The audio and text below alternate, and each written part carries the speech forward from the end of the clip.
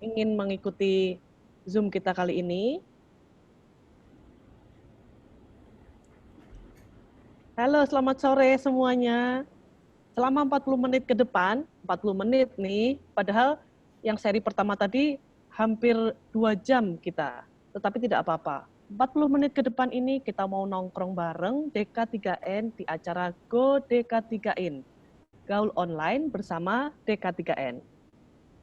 Nah, acara seseru ini jangan sampai dilewatkan.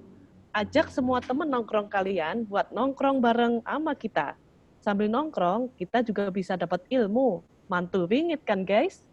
Oh ya, Go DK3N ini akan diadakan seminggu 2 kali ya, setiap Selasa dan Jumat. Pantengin terus jamnya, karena kita bakal bahas isu-isu kekinian yang enggak jauh-jauh dari keselamatan dan kesehatan kita semua, terutama kaum muda. Tahu sendiri kan guys, kita ini sebagai kaum muda pengennya mau tahu aja hal-hal di sekeliling kita. Kadang kita menganggap kebiasaan itu adalah hal yang benar, padahal belum tentu loh. Nah, di sini kita bakal dengar langsung dari pakarnya. Silahkan seaktif mungkin ya, supaya sesi nongkrong kita ini benar-benar bermanfaat dan bisa kita sebarkan juga ke orang lain tanpa takut dibilang hoax, ya kan? Oh ya, eh, teman-teman ada yang belum tahu, apa sih DK3N itu? Oke, sebelum kita ngobrol bareng Dr. Hanifa, kita mau tahu nih, kepanjangan DK3N itu apa?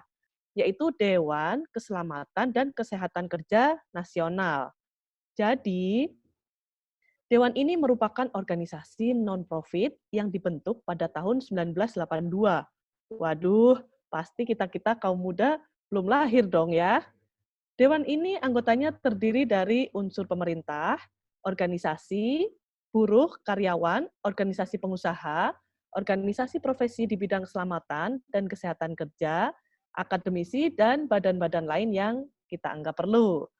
Kemudian tujuannya apa sih dibentuk DK3N? Oke, ternyata DK3N ini tugasnya memberikan saran dan pertimbangan kepada menteri dalam merumuskan kebijakan nasional di bidang keselamatan dan kesehatan kerja atau K3. Tugas itu dilakukan dengan cara menghimpun data atau permasalahan K3 di tingkat nasional dan provinsi-provinsi yang bersangkutan. Kemudian membina Dewan K3 di daerah, melaksanakan penelitian, pendidikan, pelatihan, pengembangan, dan upaya memasyarakatkan dan membudayakan keselamatan dan kesehatan kerja.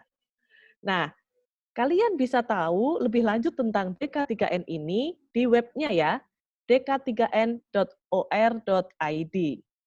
Nah, lalu sore ini kita mau ngapain ya? Oke, sore ini kita mau dengerin obrolan seru dari Ibu Hanifa Maherdeni, seorang pakar K3 nasional yang telah diakui dengan publikasi yang banyak bertebaran di dunia internasional. Aktif sebagai dosen di Fakultas Kesehatan Masyarakat Universitas Diponegoro, dan sejak tahun 2012, beliau berstatus sebagai Associate Professor. Beliau lahir di Magelang tahun 1969, kemudian hebatnya, beliau ini saat dulu menjabat sebagai Dekan FKM Undip periode 2015-2019, pada tahun 2018, beliau di bawah FKM Undip di bawah kepemimpinan beliau mendapatkan penghargaan predikat emas atas penerapan sistem manajemen K3.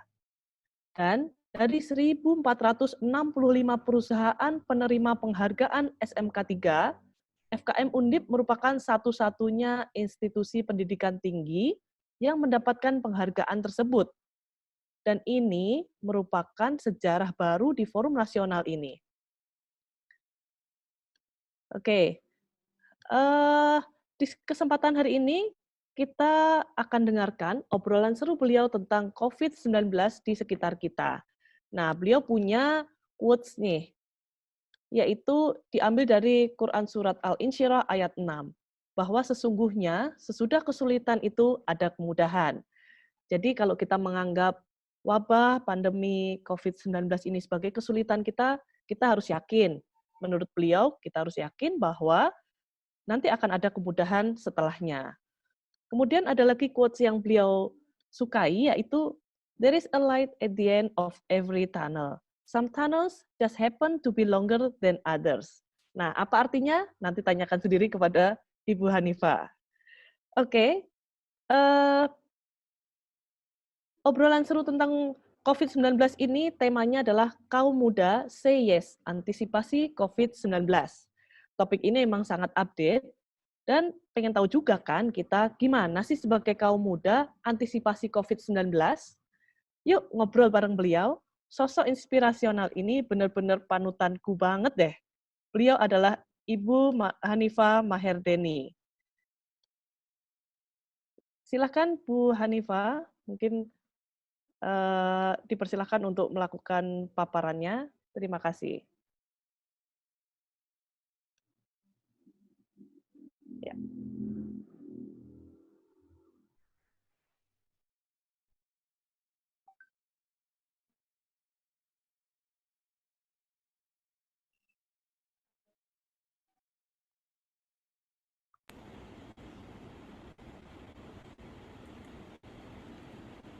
Ternyata belum bisa share file, Mbak Rati.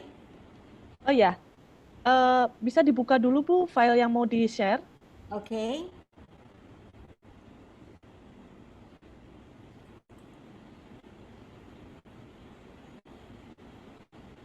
Oke, sudah terlihat. Oke. Ya, silakan Bu Hanifah. Sudah tershare? Ya, sudah Bu. Oke. Selamat sore semuanya. Hai kaum muda. Ya, selamat sore Bu Hanifah. Sore ini kita memang membahas hal-hal yang ringan saja. Tadi Mbak Rati sudah mengatakan bahwa ada beberapa quote yang memang sangat relevan dengan sore ini. Bahwa sekarang ini kita sedang sulit ya. Tapi ingat bahwa semua kesulitan itu pasti akan ada kemudahan setelah itu. Seperti badai pasti berlalu. Kemudian kalau kita ada di dalam terowongan rasanya gelap, tapi percaya bahwa terowongan itu punya ujung dan di ujung itulah kita akan melihat cahaya. Disitulah kita akan menemukan terang benderang dan itulah kemudahan yang dimaksud. Jadi saya banyak mendengar sekali karena beberapa kali dalam seminggu kira-kira memberikan kuliah kepada sekitar 500 mahasiswa. Dan yang mereka tanyakan sebetulnya kita itu kebal atau tidak sih dengan COVID-19. Ya. Rasanya kebal atau tidak? Karena kalau dilihat memang anak muda tentu memiliki kekebalan lebih tinggi dibanding orang tua dan anak-anak. Tapi kalau kita lihat, kita itu sekarang menghadapi, khususnya yang kaum muda, itu merasakan bahwa biasanya kan bergaul secara fisik kongko-kongko, bisa di kafe atau malah bisa di nasi kucing sambil minum kopi dan sebagainya. Atau stay lama banget kalau di Indonesia ini mahasiswa suka banget di warung burjo yang lampunya banyak, ya toh? Kemudian wifi-nya kenceng gitu. Wow, seneng banget. Apalagi kalau di daerah UI Undip yang rasanya sejuk, anginnya spoi-spoi gitu ya. Nah, ternyata dari penelitian psikologis itu generasi milenial sekarang yang menghadapi era COVID-19 itu menghadapi rasanya terlempar dari pergaulan yang dalam hal ini secara fisik. Padahal Anda diharapkan semua yang paling tangguh, paling siap menghadapi apapun karena Anda adalah tulang punggung untuk keberlangsungan bangsa atau negeri ini. Nah, kalau lihat kita kebal enggak sih kaum muda terhadap COVID-19? Ternyata ada 30%, 29% itu berusia 20 sampai 44 tahun dan bahkan 5% kurang dari 19 tahun. So, kesimpulannya ternyata anak muda terhadap COVID-19. But don't worry, there is always a tunnel at the end, a light at the end of the tunnel. Jadi selalu ada solusi. Di Indonesia juga sudah terdokumentasi bahwa ada sekitar 23% itu 20 sampai 39 tahun terkena COVID-19 dan kurang dari 20 tahun bahkan itu sudah mencapai 4%. So artinya mesti kita tanya kapan sih ini akan berakhir itu. Iya. Banjir banget informasi. Ini itu. Tapi kuncinya hanya satu. Bahwa kalau setiap orang mematuhi aturan. Aturan apa sih? Iya, artinya kita semua ini, terutama Anda yang berusia muda, itu menjadi pelopor pemutus mata rantai penularan COVID-19. Caranya, it's as simple as possible. Yang pertama, jaga kebersihan diri. Jadi dulu sering orang rasanya dimanjakan ya, kalau mandi pakai batap. Dalam era COVID-19 ini yang paling direkomendasikan adalah mandi dengan air mengalir dan sabun. Entah itu gebyuran dengan bak yang bersih, jangan sampai ada jentik nyamuk karena nanti ada banyak sekali salah diagnosis antara demam berdarah dengan COVID-19. Pakailah air yang selalu diganti kalau ada bak, tapi lebih baik lagi kalau ada shower. Nah, tapi selama ini di mana-mana kenapa sih ya cari yang diserbu hand sanitizer, untung sabun itu nggak hilang dari pasaran. Padahal yang paling utama kalau kita di depan ada keran, kita sediakan sabun, siapapun masuk harus cuci tangan, cuci muka, cuci kaki, itu beres sebetulnya. Jadi hand sanitizer itu hanya diperlukan bila tidak memungkinkan ada sabun dan air mengalir. Nah, kemudian jaga jarak. Is it possible? Yeah, of course. Pasti bisa. Karena mengapa jaga jarak itu kan sebetulnya COVID-19 itu penularannya melalui droplet atau butir-butir air liur. Jadi tidak ada fakta yang mendukung bahwa COVID-19 menular melalui udara. Jadi yang terpenting mengapa jaga jarak supaya tidak terkena. Jadi kalau droplet itu terbangnya ya paling-paling maksimal 1 meter, tapi kita mulai dengan 1,5 meter supaya tidak terkena droplet. Kalau sekarang kita ini it's okay karena kita hanya bertemu virtual ya. Jadi kalau iya. Nah, kemudian Jepang itu sudah menerapkan kalau kita di Indonesia, di Barat, di Timur Tengah itu kan terbiasa peluk-pelukan gitu kalau ketemu. Itu bagus, tapi untuk era COVID-19 ini kita mesti pakai cara Jepang yang cuman hormat atau seperti ini atau hai gitu. Tapi jaraknya ingat 1,5 meter. Sebetulnya simple as possible. Adakah yang sudah dilakukan? Misalnya anak muda sudah tertib sekali siang minum vitamin C. Nggak harus banyak-banyak. Kalau kita bekerja di luar ruangan yang terpapar matahari, memang dosis vitamin C yang dibutuhkan emang 1.000. Tapi kalau kita hanya di dalam ruangan itu less atau kurang dari 500. Jadi ya kalau ada vitamin C ini coba ini ada juga contohnya. Ini bukan mau iklan, ini contoh. Kita ada vitamin C. Jadi ambil yang kalau ini hanya 500 mg. Cukup sehari. Tapi kalau kita bekerja di luar ruangan yang terkena panas kita mesti butuh 1.000.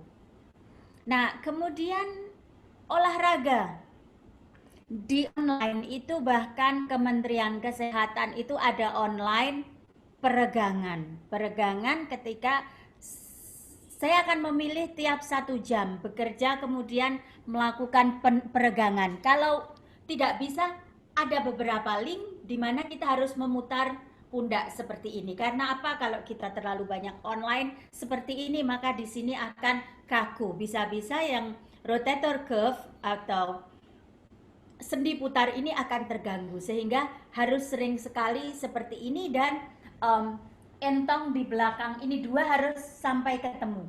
Itu adalah cara bekerja online. Dan kalau kita seperti ini terus, itu nanti pasti akan kaku. Maka sesekali menggunakan HP juga, tangan kita letakkan di meja. Jangan lupa mejanya kita sanitasi. Kalau bagus lagi, ngebeat sama music, ikutin beat music yang sesuai dengan selera kita. Bisa senam, bisa yoga juga. Jadi there is always something fun to be done during our stay at home. Sekarang kira-kira apa bisa yang dikerjakan di rumah? Coba ini buat list, apakah kaum muda sudah melakukan ini. Yang pertama, sebetulnya banyak senyum, banyak bersyukur, dan always feel happy. Bahkan ketika Bunda memberikan kuliah, berusaha tidak memberikan homework atau PR, karena kami yakin bahwa pemberian PR yang banyak dalam tugas kuliah ataupun pekerjaan pada era seperti ini tidak akan membantu dalam peningkatan imunitas orang. So, makan sehat itu apa saja, yang penting seimbang, banyak sayur, buah, protein. Kalau karbohidratnya sedikit aja nggak apa-apa, karena kita work from home hanya perlu sedikit karbohidrat, tapi protein, sayuran, vitamin, buah, mineral itu harus kita perbanyak. Jadi itu yang Bunda praktekkan. Ingat, no vaping, no smoking. Karena apa? COVID-19 adalah penyakit saluran pernafasan. Kalau vaping and smoking bagaimanapun juga tetap mengganggu, dan itu akan menurunkan kekebalan tubuh kita. Banyak deh di saluran YouTube, ada olahraga, ada jogging, ada senam, ada dancing. Yuk kita ikutin hal seperti itu. Dan Bunda akan selalu tiap hari nih, biasanya kita sekitar 15 menit, kemudian sore 15 menit disambi dengan dance gitu atau joget gitu, apa saja deh.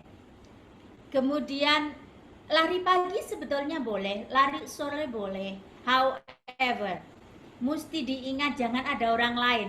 Kemarin sempat deg-degan juga loh waktu, karena belanja sudah habis, biasanya belanja online, sekarang juga sulit untuk order belanja online.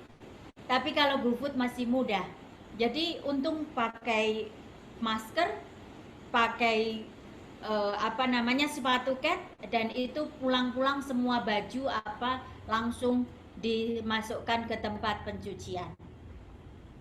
Tapi kalau Bunda juga malam memilih untuk ada waktu untuk zikir juga, karena ini bagi yang Islam dan yang kaum Kristiani biasanya ada rosari dan sebagainya, doa itu ya. Nah,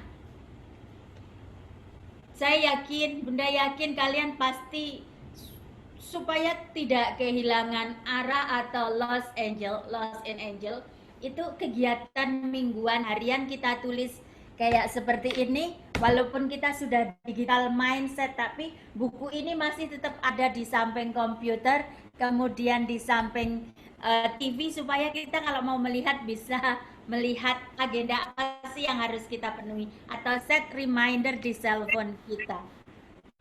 Nah, jadwal kuliah online harus selalu dipenuhi, jadwal pekerjaan online, karena kaum muda pasti menjadi tulang punggung perusahaan untuk hal-hal yang bisa dikerjakan secara online. Atau link YouTube ini ada bantu satu, ajak dua, dan sebagainya. Ini mengesankan sekali, anak SMP sudah bisa membuat YouTube untuk mengajak kebaikan. Atau yang lihat juga aktivitas dari Filantra, dari apa namanya itu, kitabisa.com. Banyak yang bisa kalian kerjakan. Nah, itu semua kira-kira itu Mbak Ti yang bisa Bunda sampaikan untuk kaum muda ini. Oke, terima kasih. Seru banget nih ternyata. Kita di rumah itu nggak bosen seharusnya. Kita harus kreatif ya, Bu Hanifah. Kita harus kreatif, kita kan anak milenial ya, internet juga di mana-mana, HP kita penuh dengan Facebook, YouTube, dan semua hal link-link yang bisa kita buka gitu kira-kira. Nah, sambil kita tunggu beberapa pertanyaan yang ada di grup chat, silahkan teman-teman semua kalau mau menanyakan tentang sesuatu atau mau men-share nih kira-kira aktivitas apa yang mungkin inspirasional ya Bunda Hanifah untuk di-share ke kita semua. Nanti kita akan coba sampaikan juga, silahkan di chat saja di grup. Kemudian gimana kalau misalnya kita ini karena punya kebiasaan bersalaman ya, Bunda ya. Bersalaman. Kalau dengan orang tua gimana, Bunda? Kita udah biasa salaman dengan orang tua. Itu berarti harus kita hindarkan ya. Kami memilih gini, 1,5 meter. Mohon maaf kalau di Jawa, nuwun sewu, dalam rangka jaga kesehatan. Nuwun sewu supaya sehat gitu. Waduh, luar biasa. Bisa kita contoh itu seperti itu ya? Iya, heran sekali kami komunikasi dengan muslimat Magelang yang sangat remote sekali itu ya. Wah, besok kalau lebaran tidak usah berkunjung ke sini karena ini harus semuanya mengikuti perintah kiai, jaga kesehatan. Itu remote sekali loh Mbak Rate. Itu mereka sudah tahu informasi itu ya? Sudah, itu di daerah Kecamatan Kaliangkrik dan di desa yang kalau dilewati mobil sulit sekali. Kebetulan kami basisnya di keluarga di pergerakan Nahdlatul Ulama di Magelang, sehingga kami lebih banyak masa yang sangat jauh di remote area di desa. Oke. Nah, kalau kita nih di anak-anak muda ini nih, kita kan ngekos nih Bunda Hanifah. Kalau kita di kos-kosan, kira-kira apa ya Bun yang bisa kita lakukan di kos-kosan ya biar kita nggak bosen gitu. Gangguin teman kosan kayaknya udah terlalu sering gitu, kita gangguin terus nanti. Kira-kira apa Bun? Audiens, coba ada audiens yang ingin menyampaikan, mungkin di unmute suaranya yang ingin menyampaikan siapa itu. Kayaknya asik juga audiens ingin usul. Oke, silakan. Bagaimana caranya ya Pak Fadil atau ini untuk bisa meng-unmute teman-teman yang mau nge-share nih kira-kira aktivitas apa sih gitu. Kalau ini di chat sebenarnya beberapa sudah ada share tentang aktivitasnya mereka. Baca buku, dengar musik, ya bersih-bersih rumah, olahraga. Itu positif banget ya. Terus itu ada lagi nih. Itu ternyata ada JJ dari Taiwan, siapa itu yang katanya kuliahnya online banyak kalau di sana. Nah, kalau tugas online-nya banyak, jadi rasanya malah tambah capek dan bosan terus di dalam kos. Gimana caranya biar nggak bosan dan capek ya? Kemudian ada juga nih Trisna nih, saya masih jadi kaum rebahan Bu Rati katanya. Oh, buat olahraga. Rebahannya sambil olahraga bisa kali ya? Oke. Itu ada berapa menit ya? Oke, berapa menit minimal olahraga setiap hari sebaiknya? Ini ada pertanyaan yang bagus nih dari Prof. Fatma nih kayaknya menanyakan nih. Ya, tadi kalau tadi sudah kebetulan di literatur sudah ditekankan bahwa minimal 30 menit. Tapi kalau orang tua itu, kalau anak muda itu 30 menit itu belum terasa. Oke. Jadi Kurang tapi ya porsinya 30 ya. menit itu sudah standar minimal. Minimal 30 menit setiap hari ya. Oke. Kemudian itu harus outdoor atau bisa indoor di rumah saja atau gimana, Bun? Nah, ini 30 menit. ada trik. Bagi yang rumahnya selalu ber-AC, itu tidak diperkenankan menghidupkan AC-nya terus-menerus. Karena ternyata dari hasil penelitian terbaru, setiap 2 jam, maksimal setiap 2 jam itu AC kalau di dalam mobil harus dibuka. Kalau di dalam rumah itu kalau malam dihidupkan, pagi dimatikan. Tapi kalau bisa misalnya malam bangun itu keluar sebentar. Jadi tidak diperkenankan berada di ruang AC sepanjang hari. Oke, ya ya ya ya. Dan pembersihan filter AC itu kalau di daerah yang padat lalu lintasnya harus 1 bulan sekali. Kalau daerah yang lalu lintasnya tidak terlalu padat bisa 2 bulan maupun 3 bulan sekali. Oke, oke. Itu yang harus kita ingat ya, karena kita keasikan di AC, kemudian kita lupa matikan, kita merasa sudah nyaman di AC, tapi terus-menerus kita di AC. Ternyata nggak sehat juga ya, seperti itu kondisinya. Iya, ada lagi risikonya kena draft atau zugluft. Itu misalnya ini AC di situ, kemudian kita bekerja dan AC-nya menyentor di sini anginnya, terus biasanya akan mengalami kekakuan otot. Sehingga mengapa terkadang dimatikan dan kita harus bergerak dan jangan lupa kalau kerjanya online juga harus seperti ini. Kemudian pas didorong seperti ini kalau nggak kuat nafasnya harus Lepas, dikeluarkan. keluarkan. Iya. Oke. Jadi tidak boleh mengeluarkan nafas dari hidung.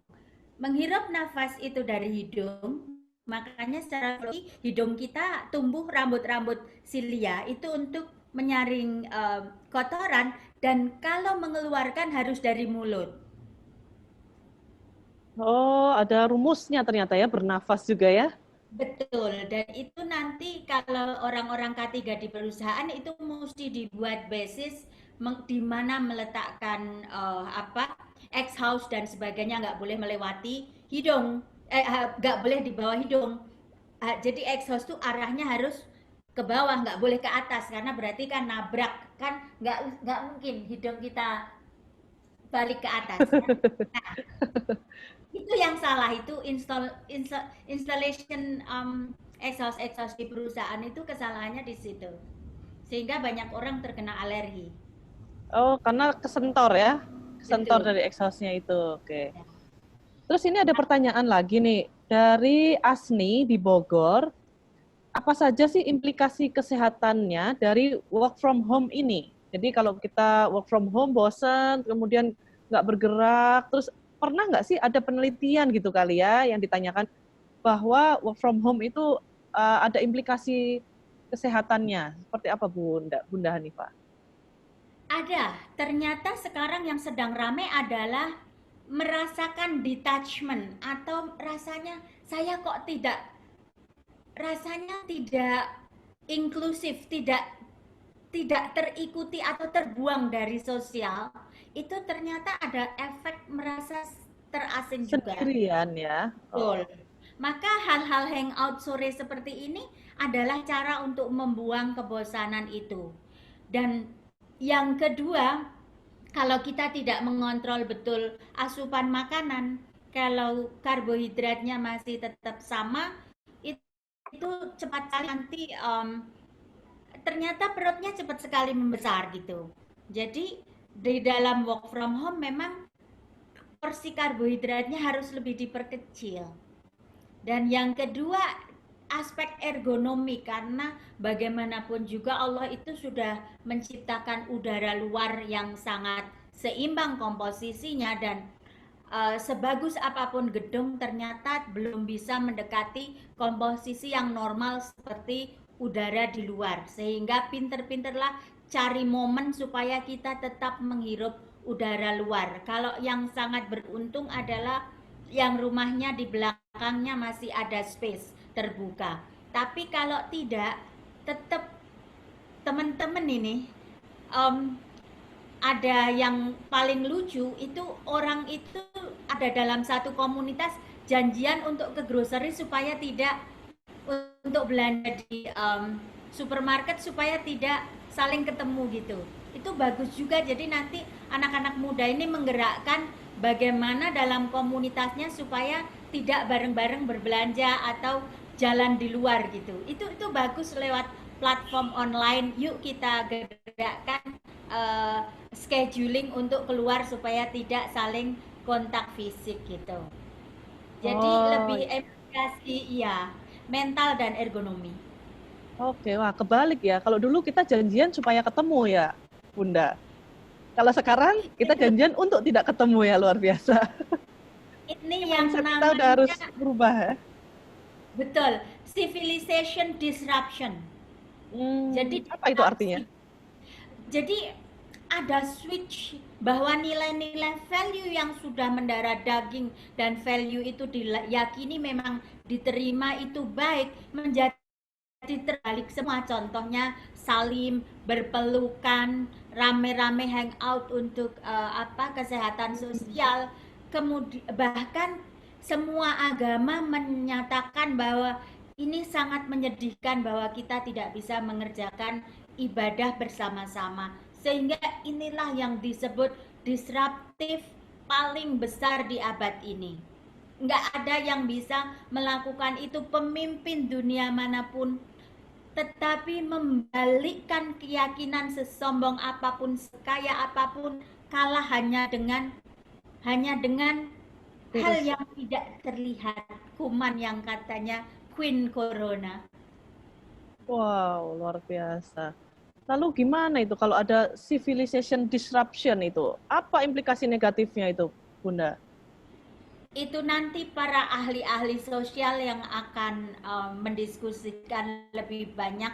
Yang jelas, oke, kita anggap, kita akui bahwa sekarang ini bahwa kepatuhan terhadap aturan, kedisiplinan adalah civilization yang kita pegang, karena ada juga positive thinkingnya yang mana orang jadi bertemu keluarga, tapi yang tidak bisa bertemu keluarga menjadi yang di dekatnya saling menjaga gitu.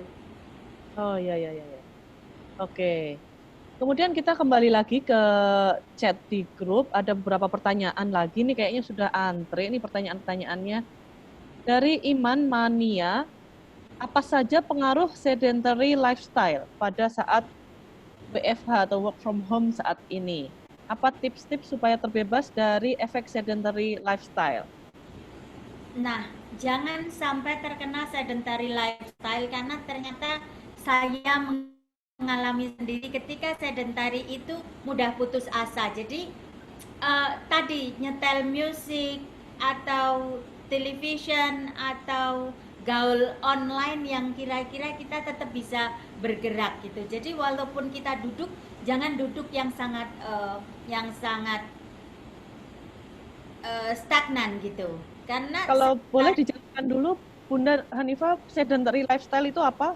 Oh, sedentary lifestyle itu malas gerak, mager. Oh, oke. Ya, jadi orang yang nonton TV, terus kemudian kita kalau kelamaan menjawab WhatsApp group, itu sedentary lifestyle. Banyak banget efeknya di sekitar otot sini, kemudian juga di otot perut, kemudian capek dan mudah sekali lelah dari kepala, mata, sama pikiran gitu. Jadi harus ngebit. Makanya kalau anak muda ikutin musik itu untuk gerak-gerakkan tubuh lebih baik. Oke. Ya, berarti kita memang harus lebih kreatif lagi ya untuk mencari kegiatan-kegiatan. Nah, ini ada pertanyaan nih, olahraganya mending pagi atau sore ya? Kayaknya sepele nih, tapi kayaknya pertanyaan kita semua nih ya. Pagi apa sore ya baiknya ya gitu. Jadi dari ilmu fisiologi sendiri tidak ada aturan olahraga itu kapan, pagi atau sore, karena setiap orang keperluannya berbeda-beda. Memang ada yang membuat olahraga itu sore dan tidurnya lebih lelah, lebih nyenyak.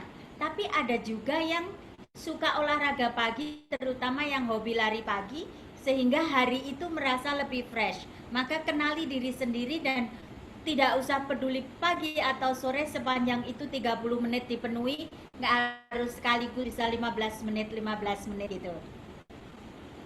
Oke, jadi tergantung dari kondisi kita ya, apa yang kita rasakan gitu. Iya. Oke. Kemudian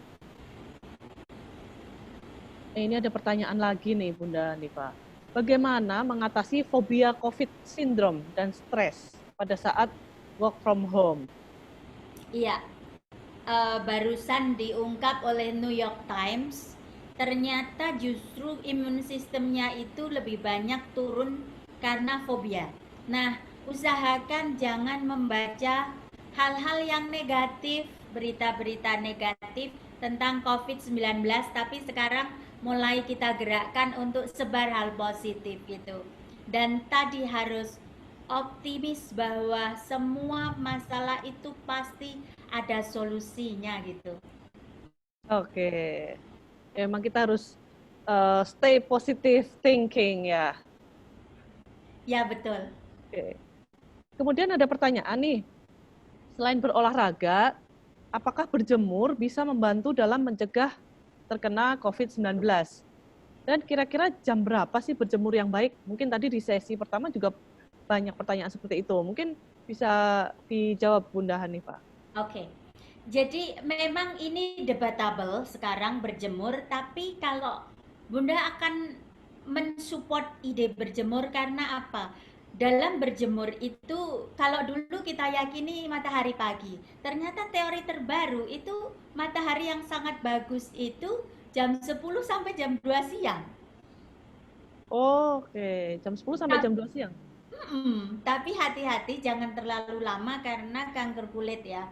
Jadi begini, tidak ada yang lebih sempurna dalam pembentukan vitamin D selain berjemur. Nah, berjemur itu kalau kulit kita berwarna itu harus lebih lama dibanding yang kulit putih. Kalau kulit putih 20 menit cukup, kalau kita setengah jam belum cukup. Karena pigmentasi yang kita punya, sehingga untuk terbentuk vitamin D membutuhkan waktu lebih lama untuk berjemur gitu. Jadi bukan dalam arti membunuh COVID-19 dari permukaan tubuh, karena dimanapun kita bisa terkena ya. Tapi yang terpenting adalah peningkatan imunitas, di mana orang yang berjemur itu memang lebih imun karena ada support pembentukan vitamin D. Jadi ya memang dalam debatable teori memang kenapa kok flu itu akan lebih jarang ketika musim panas. Juga bisa kita jadikan alasan mengapa kita berjemur, walaupun secara saintifik betul itu masih debatable. Oke, berjemur pun juga harus jauh-jauhan ya, nggak boleh berjemur bareng-bareng, nempel-nempel deketan ya. Iya, dan jangan deket sampah ya. Jangan deket sampah. Oke. Oke. Kemudian ini ada yang menanyakan juga nih, apa sikap orang-orang K3 dengan isu larangan penggunaan bilik disinfektan? Oke. Dari awal, karena dari tahun 98 itu saya kan penelitian tentang efek pestisida terhadap tubuh manusia ya. Dari mulai efek reproduktif, efek stunting dan sebagainya. Dan di dalam pestisida disinfektan itu kan ada senyawa kimia yang karsinogenik sebetulnya. Jadi karena COVID-19 ini kan bukan penyakit yang ditularkan melalui udara, tapi ditularkan melalui droplet. Nah, kalau kita masuk bilik disinfektan ini bersih ya, ini logika loh. Kemudian ketemu orang dropletnya muncrat gitu. Kan kita tetap kan, karena biliknya kan nggak mencuci saluran pernafasan gitu. Jadi menurut Bunda ya, itu hal yang kurang efektif gitu. Oke. Oke, berarti tidak kurang efektif ya Bun ya kalau kita menggunakan bilik disinfektan. Terus Dan ini ada pertanyaan juga. ada hal yang berbahaya lagi. Oh iya, Banyak yang matanya nggak tertutup. Ketika masuk ke bilik desinfektan, mata dan telinga itu kan mestinya ditutup. oke. Karena apa? Dan di sini ada selaput organ lunak di mata, hidung, mulut, dan telinga yang akan rusak bila terpapar terlalu banyak disinfektan. Itu yang menjadi keprihatinan utama. Waduh, ya ini pedang bermata dua ya, yang satu menyerang virusnya, yang satu menyerang kita ya. Kalau seperti ini, kita harus lebih berhati-hati lagi. Ya, jadi selalu ingat sabun dan air mengalir the best choice. Oke, kita harus menggalakkan cuci tangan pakai sabun. Bukan desinfektan ya, bukan hand sanitizer. Itu adalah prioritas kedua kalau tidak ada air dan sabun. Oke. Kemudian ini ada pertanyaan nih Bunda dari Yesi Octavia. Apabila emergensi kita harus naik kendaraan umum, misalnya taksi online.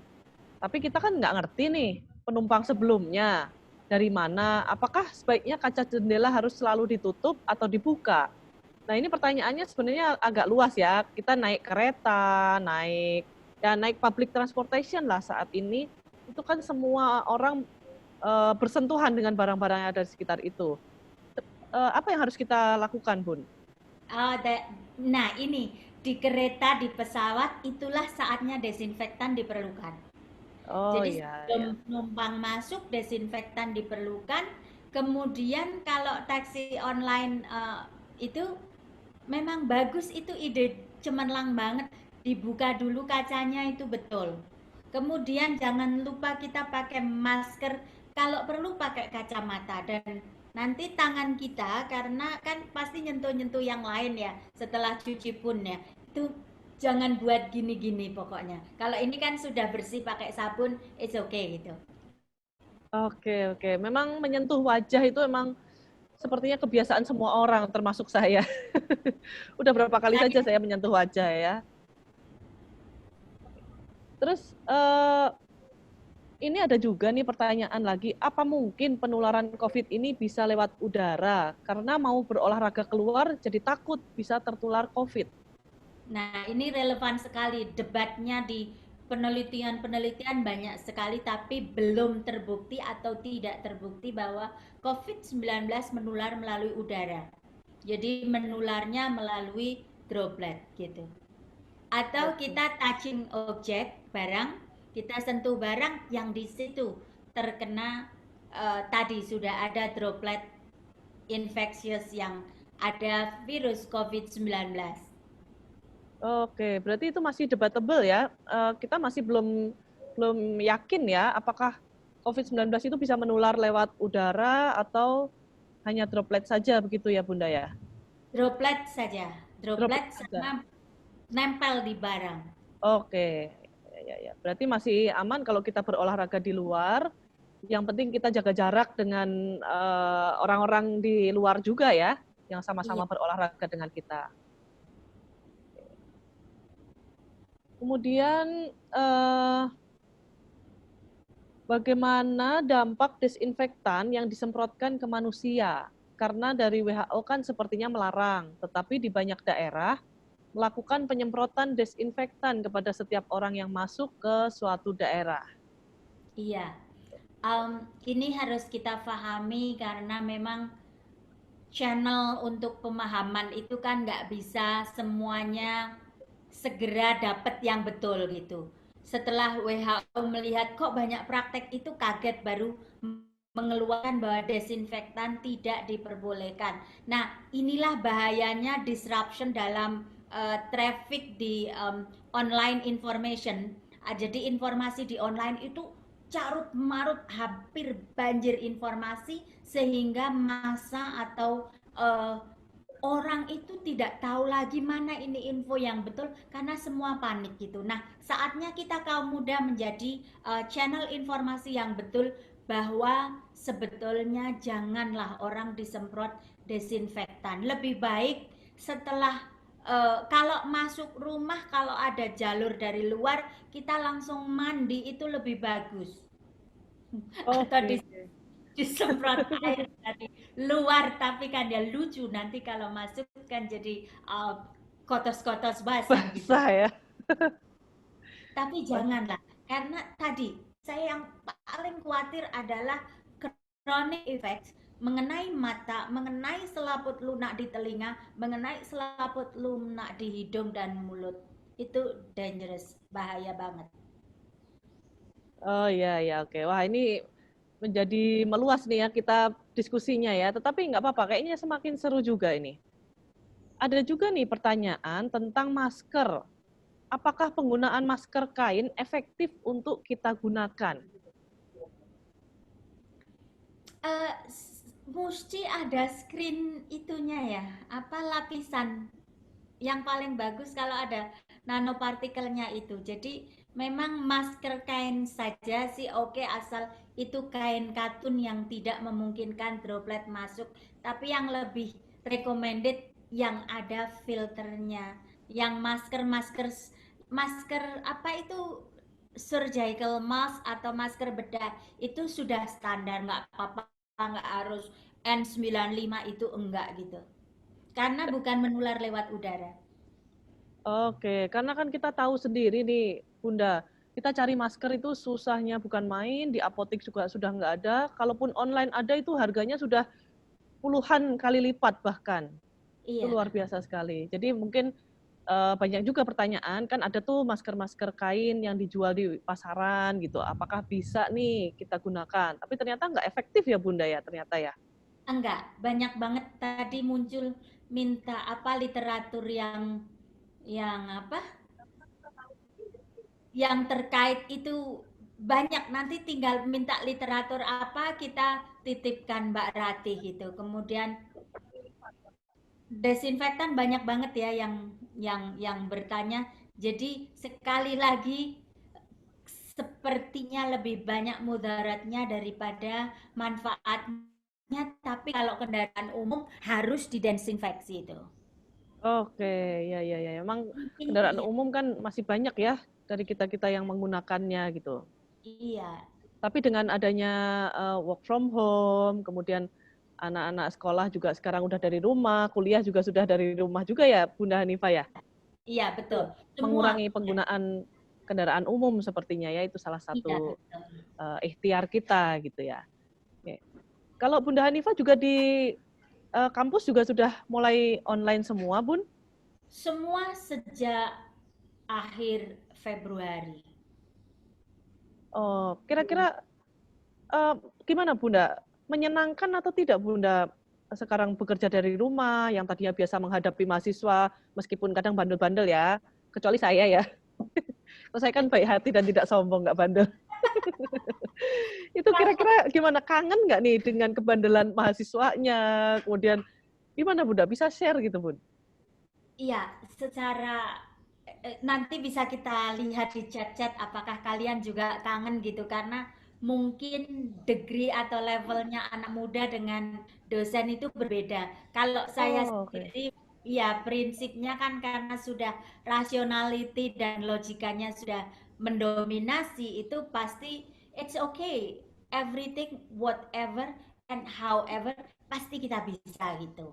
Jadi memang suasana yang normal itu pasti dirindukan. Tapi begitu kita melihat apa pertimbangan manfaat mudarat atau kegunaan kerugian, Hmm. pasti sudah meminimalkan rasa-rasa seperti itu, karena yang penting bagaimana sih dunia ini bebas dari COVID-19. Kita sekarang nggak bisa berpikir bagaimana negara ini bebas, karena perputaran dinamika manusia itu kan sekarang levelnya sudah globe, betul-betul dunia bulat yang sangat dinamik, sehingga di satu titik masih ada COVID-19 itu cepat sekali nanti menyebar. So berpikirnya kita anak muda mesti sudah berpikir bahwa kita berpikir ini adalah bumi, planet bumi. Untuk semuanya ya, bukan hanya untuk kita sendiri gitu ya. Betul. Mentang-mentang kita masih muda, kalau terkena pun nggak kerasa, gejala juga enggak gitu ya. Cuman mungkin kalaupun ada gejala paling batuk, habis itu dia sembuh sendiri, tapi nggak boleh kita berpikir seperti itu ya Bunda ya. Enggak. Kalau kita menjadi silent carrier ya, mungkin malah semakin membahayakan gitu ya. Penelitian terbaru yang silent carrier Ya. atau pembawa kuman tapi tidak nampak tanda-tandanya adalah mereka yang selama seminggu kehilangan rasa maupun bau, sensitivitas terhadap rasa dan bau, itu menyerang banyak anak muda dan itu mesti waspada, mesti segera mengisolasi diri. Oke, indera penciuman dan indera perasa ya. Perasa dan penciuman ya. Ya, Kalau teman-teman semua nih, ini informasi yang menarik sekali nih. Kalau teman-teman merasa ada yang kehilangan tiba-tiba indera penciuman dan perasanya, nah bisa jadi teman-teman sudah terinfeksi virus corona. Jadi mungkin di tubuh teman-teman baik-baik saja gitu ya Bunda ya. Tapi bisa betul. jadi dia menularkan ya Bunda ya. Iya, itu menyerangnya anak muda justru. Oh begitu, kebanyakan seperti itu ya.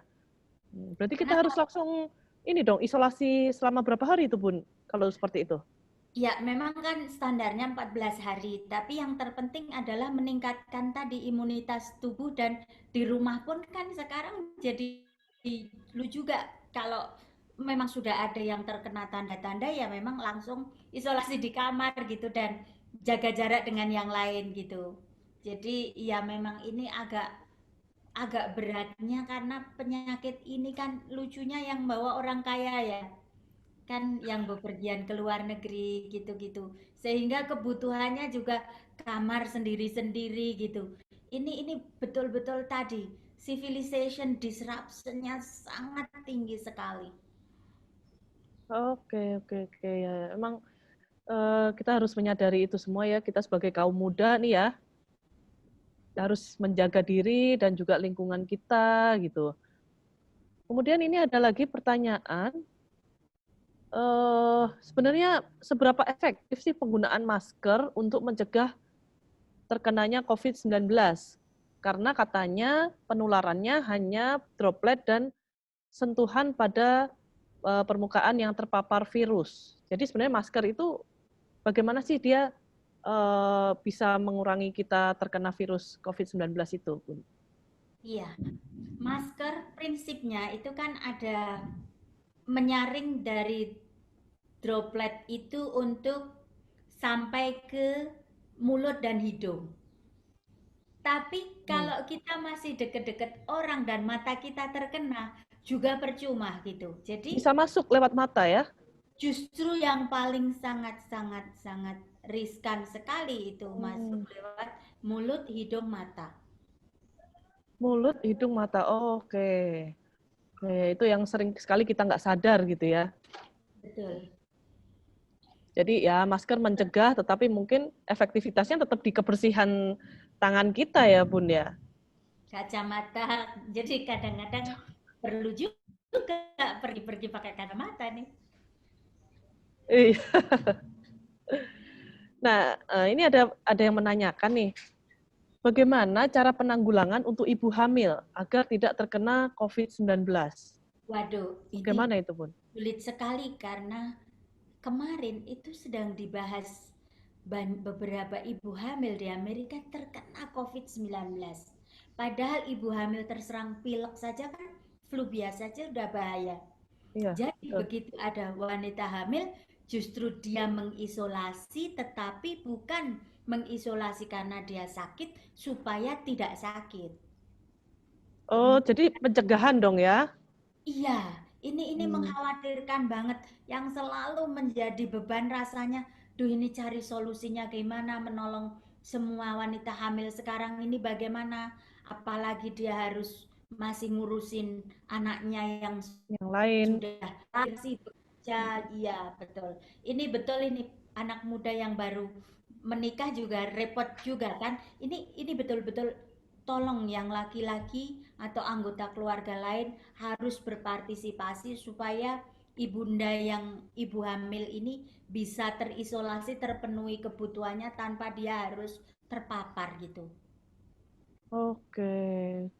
Jadi cara penanggulangannya ya dengan mengisolasi diri ya Bun ya. Justru betul, dan meningkatkan. Jadi kalau berjemur pun ya jangan ada orang lain.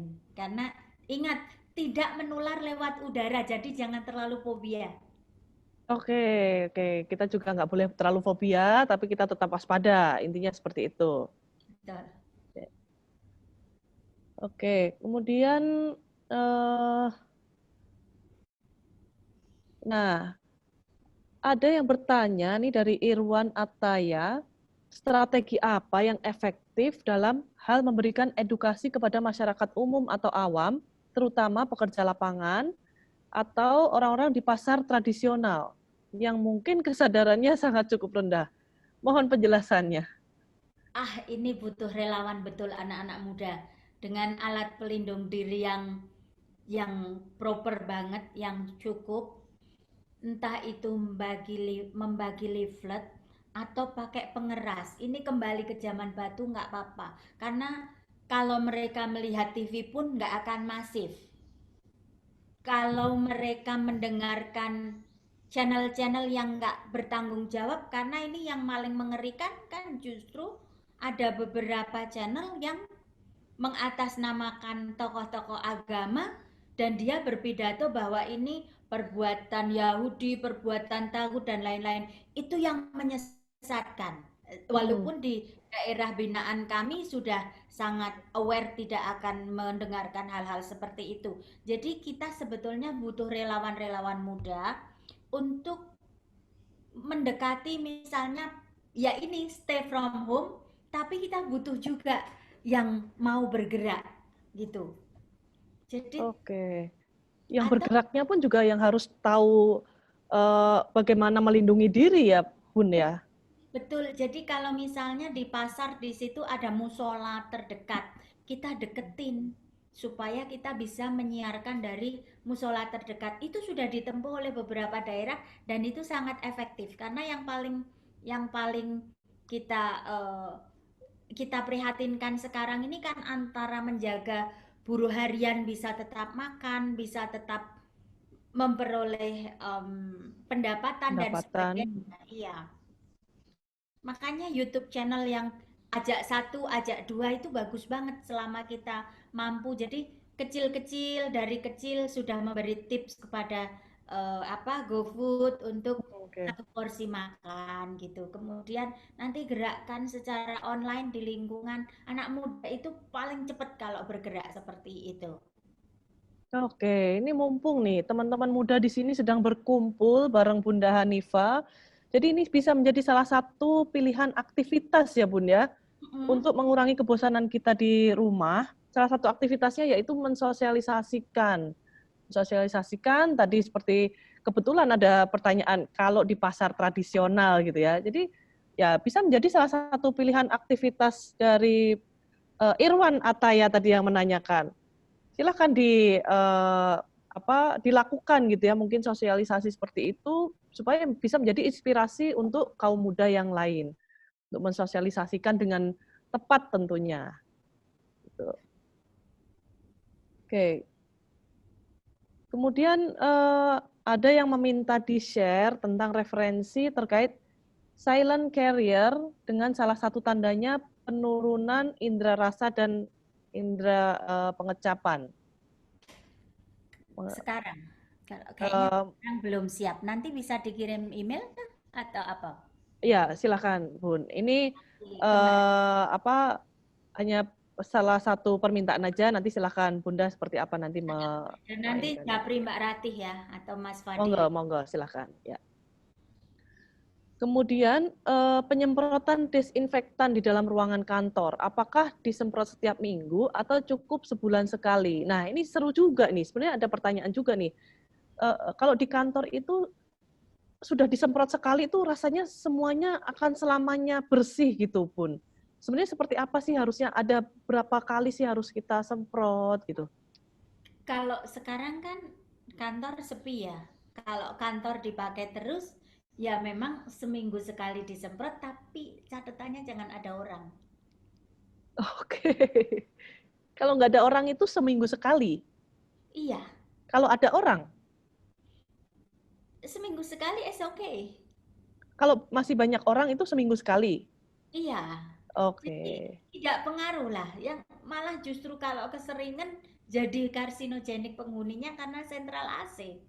Sama seperti kalau Oh iya, iya, kita iya. nyemprot Baygon. Baygon itu kan walaupun dikatakan entah obat nyamuk apa, entah Baygon merek apa, itu kan ya karbamat. Karbamat itu kan juga ada karsinogenik effect. Maka kalau nyemprot kan kita keluar dulu baru nyamuknya yang disemprot.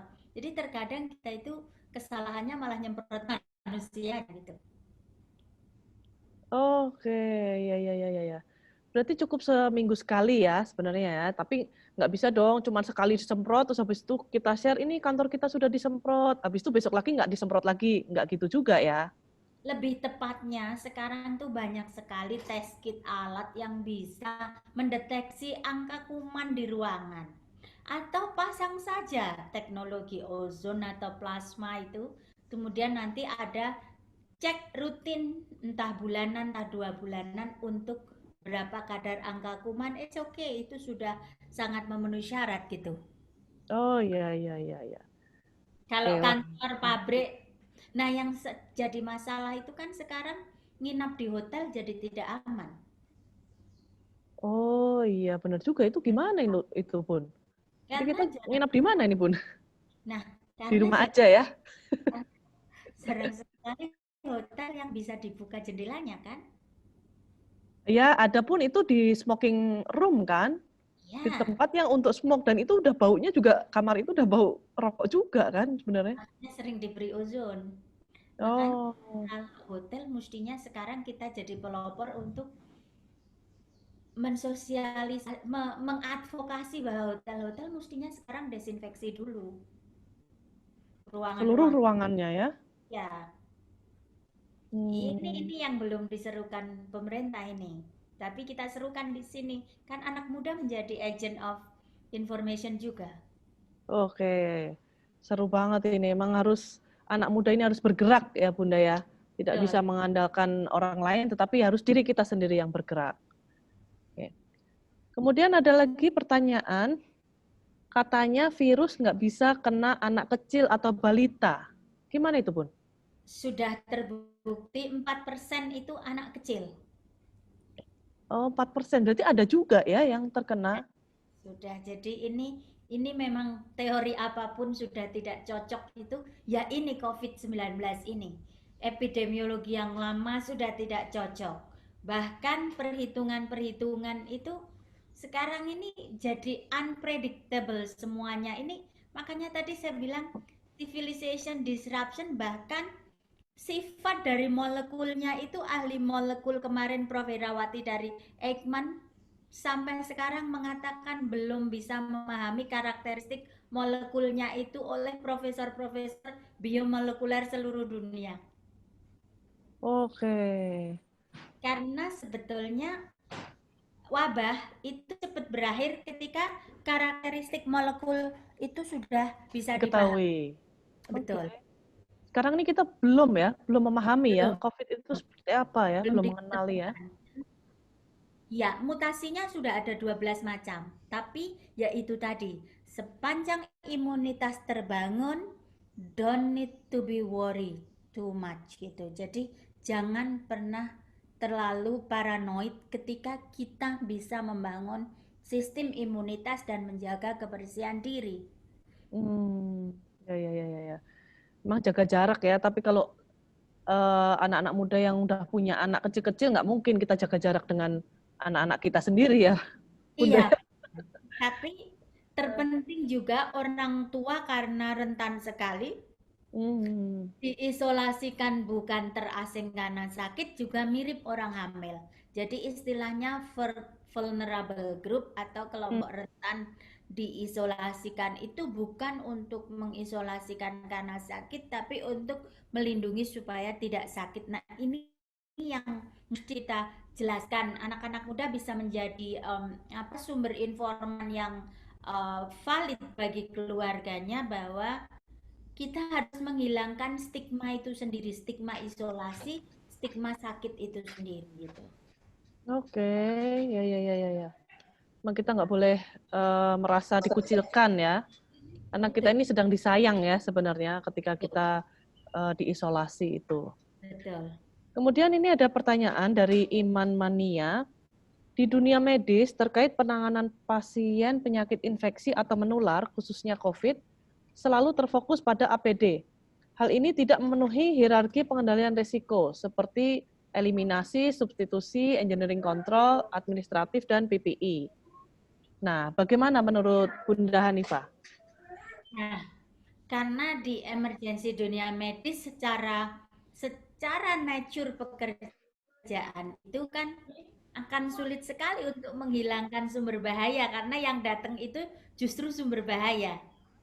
Maka ketika hierarki itu tidak bisa dipenuhi, yang terpenting justru ini yang masih keliru, mengapa dibutuhkan banyak sekali relawan di profesi medis sekarang, medical profesional, karena kekurangan tenaga sehingga mereka harus kerja lembur. Padahal mereka manusia juga. Mereka butuh istirahat, mereka butuh makan yang seimbang, mereka butuh jangan terlalu ditekan. Karena mereka itu menghadapi tekanan yang luar biasa, seolah-olah itu pasien tuh bersikap yang paling penting adalah keluarga saya gitu. Jadi ada keluarga pasien yang ngotot mau minta memandikan jenazah padahal sudah terkena COVID-19. Ada pasien yang tidak mau tahu bahwa tidak boleh ditunggu. Ada pasien yang bahkan masih dari ruang isolasi, pasien dalam pemantauan sudah melarikan diri. Ketika melarikan diri itu sudah banyak sekali yang tertular. Oke.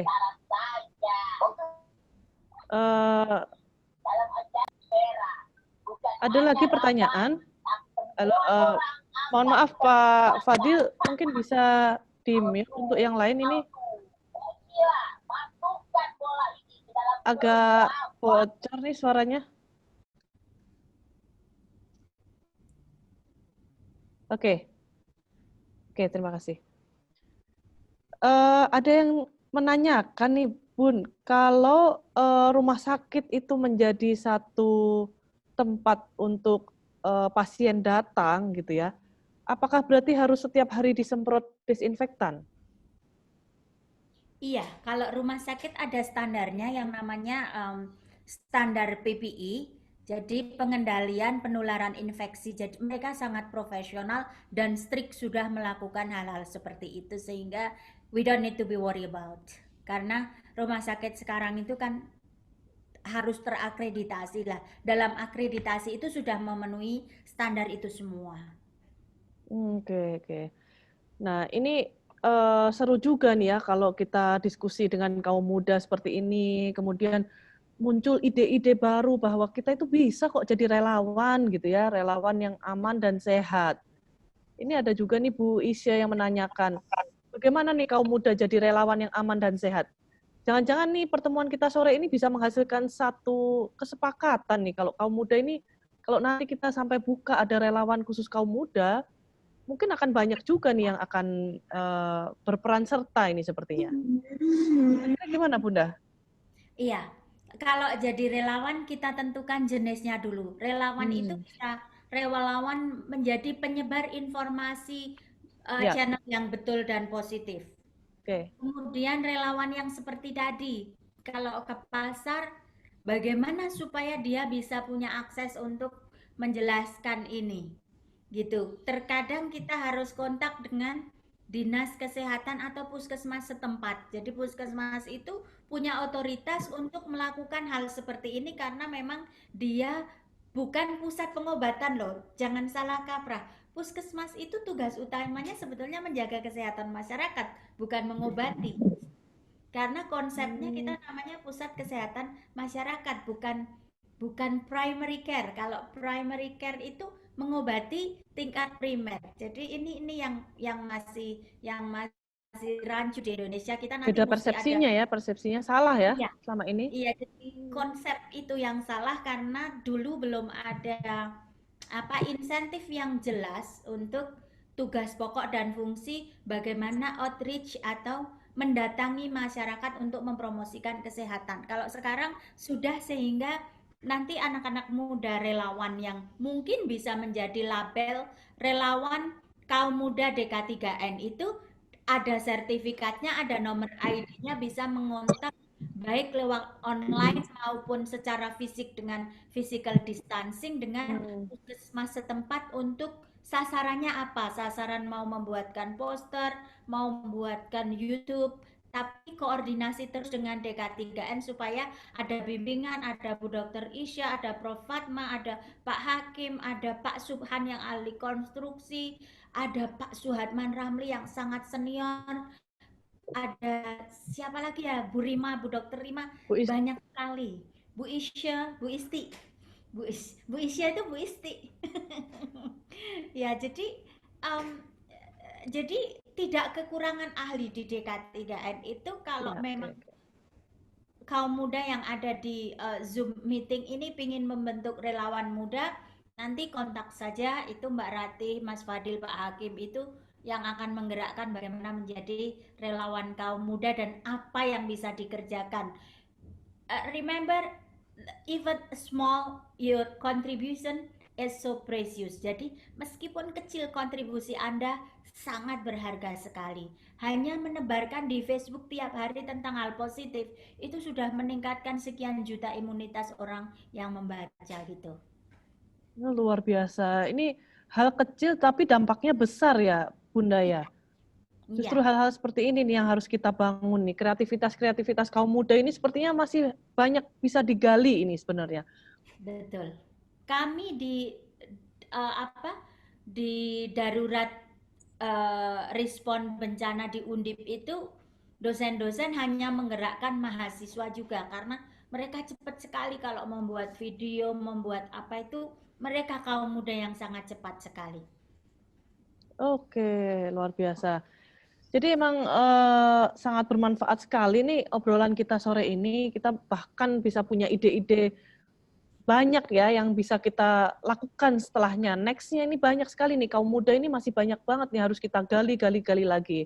Dengan DK3N ini bisa menjadi partner ya atau pembimbing ya Bunda ya. Pembimbing dari teman-teman muda ini. Oke, saya lihat di grup chat sepertinya sudah semua terjawab. Karena waktunya sudah ternyata nggak terasa nih Bun. Kita udah 1 jam lebih nih Bun ternyata diskusinya. Pak Saud minta ada press release DK3N terkait larangan bilik desinfektan supaya tidak terjadi polemik. Jadi nanti kita pikirkan press release DK3N. Iya Mbak Rati, ternyata produktif sekali ya hangout sore ini. Anak muda nggak usah dandan necis, mau sambil tiduran, mau sambil minum teh sore, minum Bisa ya. silahkan hangout 2 kali seminggu bersama DK3N gitu ya Mbak Rati. Go DK3N, gaul online bareng DK3N gitu ya Bun. Gaul ya. Oke. Gaul. Luar biasa. Untuk 1 atau 2 kalimat penutup Bun, karena kita sudah sore dan sudah mendekati maghrib. Tadi di beberapa chat bahkan sudah maghrib kalau di daerah Indonesia Timur. Kira-kira ada 1 atau 2 kalimat penutup untuk merangkum dari diskusi kita sore ini. Ya. Silakan. Intinya bangsa ini akan maju, akan kuat ketika kaum mudanya bangkit. Dalam COVID-19 ini, mari kita gerakkan kaum muda menjadi kelompok yang menebarkan kebaikan, menebarkan hal yang positif, menjadi relawan tidak harus besar. Sedikit pun amalan kalian semua itu sangat berharga. Stay healthy, safety, dan semangat serta happy. Itu saja. Mantap sekali, luar biasa. Luar biasa. Go DK3N. Yes. Gaul online bareng DK3N. Yes. Kapan next-nya? Oke. Terima kasih Bunda Hanifa, luar biasa sekali hangout kita sore ini, dan juga Pak Rudi, terima kasih atas hostnya, kemudian Pak Hakim, Fadil, dan semua rekan-rekan DK3N yang bergabung dengan Go DK3N ini. Terima kasih sekali. Tak terasa sudah 1 jam lebih. Semoga bermanfaat buat kita semua. Kita akan kembali ketemu hari Jumat. Nanti pantengin aja ya kira-kira temanya apa nih. Nanti akan ada dari kami DK3N yang menjadi narasumber dan juga moderatornya. Iya. Terima kasih semuanya.